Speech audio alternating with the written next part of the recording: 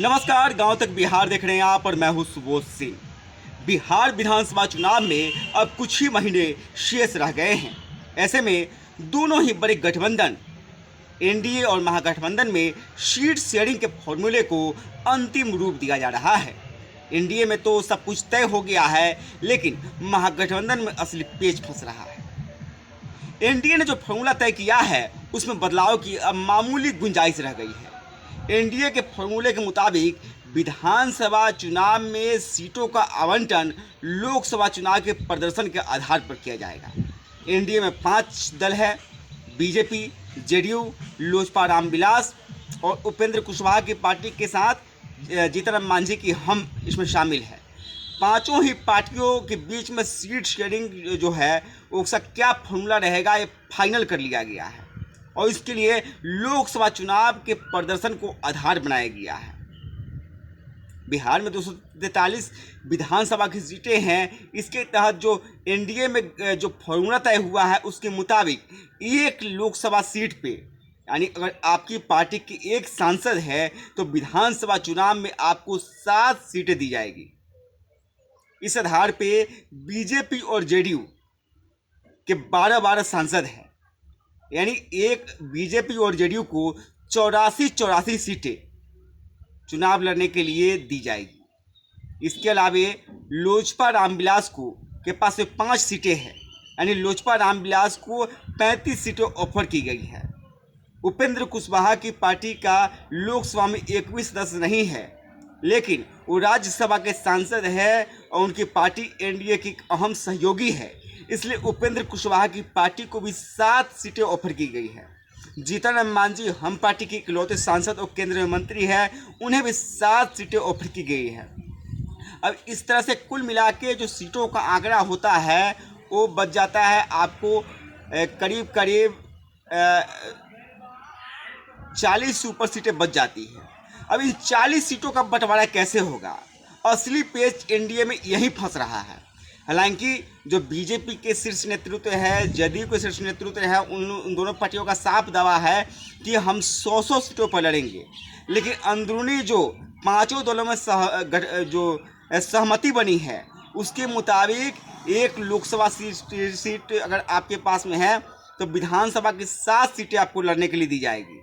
हालांकि दोनों ही बड़ी पार्टियां हैं बीजेपी और जेडीयू, इसलिए उनका दबाव है उन्हें अतिरिक्त सीट, इसके अलावे एक लोकसभा सीट पे 7 विधानसभा सीट के अलावे भी उन्हें चुनाव लड़ने के लिए और सीटें चाहिए।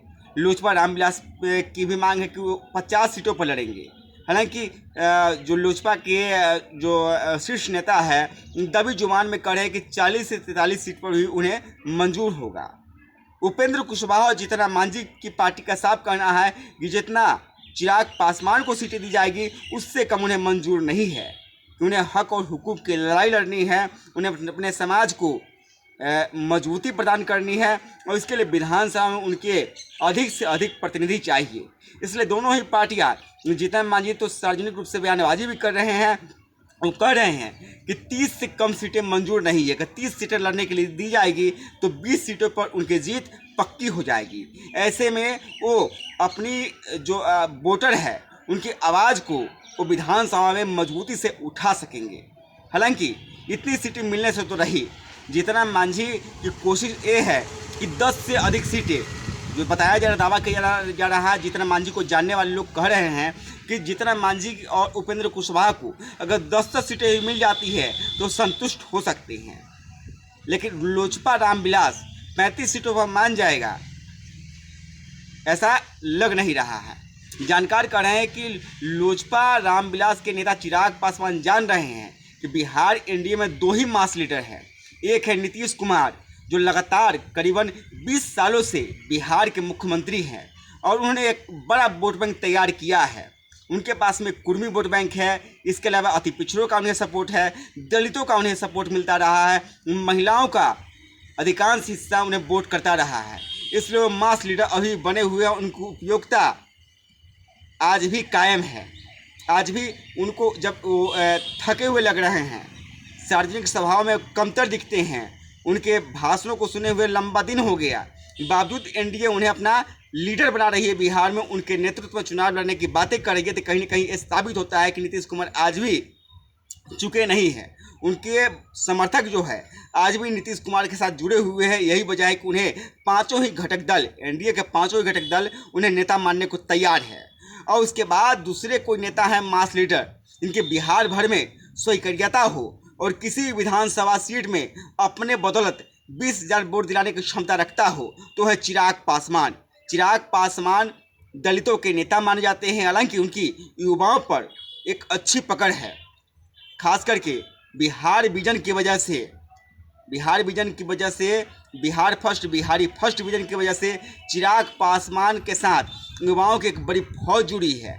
और लगातार 3 लोकसभा चुनाव से उनका करीबन 100% जीत रिकॉर्ड रहा है और उन्हें सर्व समाज का वोट मिलता रहा है।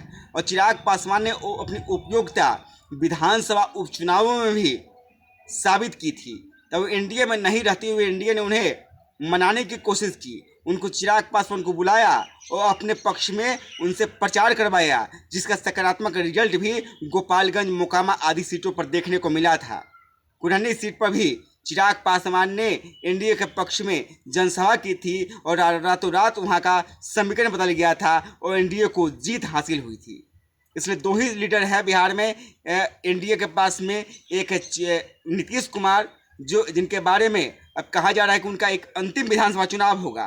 तो चिराग पासवान की कोशिश है कि अधिक से अधिक सीट हासिल की जाए। नीतीश कुमार हो सकता है कि इस बार फिर से सीएम बन जाए, लेकिन कभी भी वो लंबे समय तक सीएम बने रहेंगे, इस पर किसी भी व्यक्ति को शक है। ऐसे में चिराग पासवान की लॉटरी विधानसभा चुनाव के बाद भी लग सकती है और सीएम पद के दावेदार बन सकते हैं। ऐसा तभी होगा जब विधानसभा में उनके अधिक से अधिक प्रतिनिधि चुनाव जीत के पहुंचे और 35 सीटों पर अगर लड़ते हैं तो 35 सीटों पर लड़ते हैं तो उनके सदस्य अधिक संख्या में पहुंच पाएंगे कि नहीं पहुंच पाएंगे, उनको भी शक होगा। इसलिए वो अधिक से अधिक करीबन 50 सीटों की दावेदारी कर रहे हैं कि 50 सीटों पर लड़ी जाए तो कम से कम 30 सीट जीतने की वो क्षमता रखते हैं।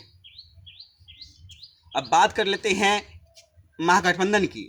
महागठबंधन में सब कुछ आरजेडी तय कर रहा है।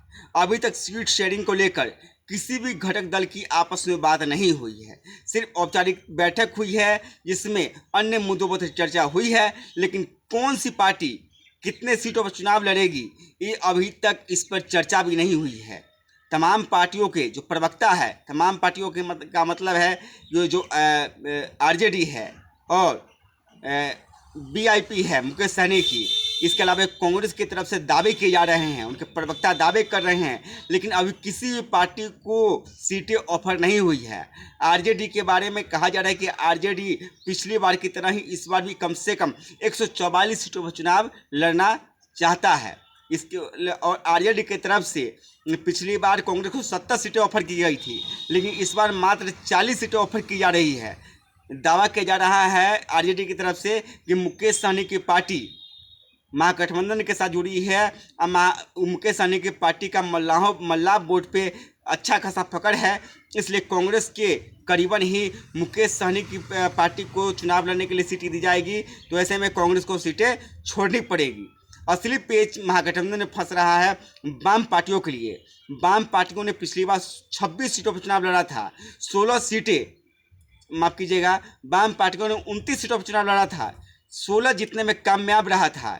इस बार वाम पार्टियां 50 से कम सीटों पर मानने को तैयार नहीं है। खास करके सीपीआई एमएल की तरफ से अधिक डिमांड की जा रही है। जो भाकपा और माकपा है, वो दोनों ही पार्टियां पिछली बार जितनी सीटें उन्हें दी गई थी उतने पर तो समझौता करने के मूड में है, लेकिन माले अपनी शक्ति को जान रहा है। माले के इस बार लोकसभा चुनाव में भी खाता खुला है। 2 सांसद माले के जीत के लोकसभा में पहुंचे हैं, इसलिए माले इस बार कम सीटें पर मानने के मूड में नहीं है। यानी असली और आरजेडी भी माले की ताकत को जान रहा है, इसलिए माले को नकारना आरजेडी के लिए आसान नहीं है। इसलिए असली पेज जो है वो वाम पार्टियों की तरफ से फंसाया जा रहा है। कांग्रेस को जितनी सीटें दी जाएगी वो अंत समय में कांग्रेस को मानना ही होगा। बीआईपी के पास में कोई खास ऑप्शन नहीं है। अगर एनडीए में जाते हैं तो एनडीए में जाने के बाद इतनी सीटें मिलने से तो रही, इसलिए बीआईपी और कांग्रेस के लिए आरजेडी के साथ बने रहना मजबूरी है। वाम पार्टियां पहले भी स्वतंत्र रूप से चुनाव लड़ती रही है, इसलिए इस बार आरजेडी को वाम पार्टियों के रहने से लोकसभा चुनाव में खासा फायदा भी हुआ था। मीसा भारती पाटलिपुत्रा से अगर चुनाव जीतती हैं तो उसमें माले का बहुत बड़ा योगदान माना जाता है, इसलिए वाम पार्टियों को तेजस्वी यादव नाराज करेंगे इसकी उम्मीद नहीं के बराबर है। यानी सारा वाम पार्टियों की तरफ से कितनी सीटें डिमांड की जाती है और उन्हें कितने सीटें दी जाती है, इसी पर महागठबंधन में सीट शेयरिंग का अंतिम फार्मूला कहीं न कहीं तय होगा। खैर, ये तो अभी शुरुआती बातचीत है, इसमें कई सारे परिवर्तन अभी हो सकते हैं, एनडीए में भी फार्मूला चेंज हो सकता है, लेकिन अभी शुरुआती जो बातचीत हो रही है, अंदरूनी जो बात हो रही है अभी, वो यही निकल के आ रहा है कि एनडीए में एक लोकसभा सांसद में 7 सीटें आवंटित की जाएगी। महागठबंधन में कोई बातचीत नहीं हो अभी इस विषय पर चल रही है। यानी देखते जाइए, बहुत जल्द ही दोनों ही गठबंधन में अंदरूनी तौर पे आम सहमति बनाने की कोशिश होगी और वो मजबूती से मैदान में उतरने की कोशिश करेंगे। तभी संभव होगा जब सीट शेयरिंग पर अंतिम मुहर लग जाए। इसी तरह के खबरें से जुड़े रहने के लिए हमारे साथ बने रहे। हमारे चैनल को आपने सब्सक्राइब नहीं किया तो सब्सक्राइब करें, साथ ही हमारे वीडियो को लाइक शेयर कमेंट करें। धन्यवाद।